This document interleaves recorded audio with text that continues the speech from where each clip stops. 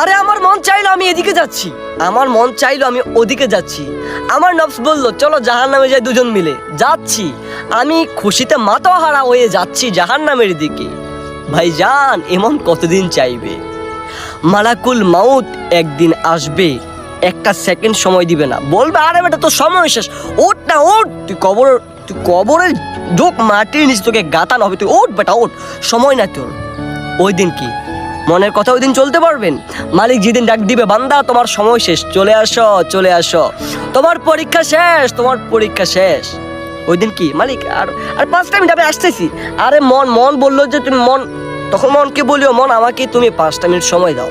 ভাইয়া মৃত্যু কখনো বলে আসে না, কখন মরবেন মৃত্যুর কোনো বয়স নাই। মনের কথা চলবেন না, মনের কথা উঠবেন না।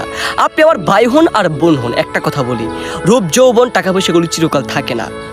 শুনুন, বেঁচে আছেন যতদিন ততদিন ইসলামের বিধান মানুন, আল্লাহ তাআলাকে ভয় করুন, দিনের পথে ফিরে আসুন।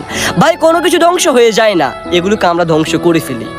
নফসের কোনো দোষ নেই, দোষ হচ্ছে আমাদের। আমরা নফসকে স্পর্ধতা এবং কি আমরা নফসকে নিজের মতো করে ছেড়ে দিই, নিজের মনকে নিজের মতো করে ছেড়ে দিই। তাই বলছি ভরসা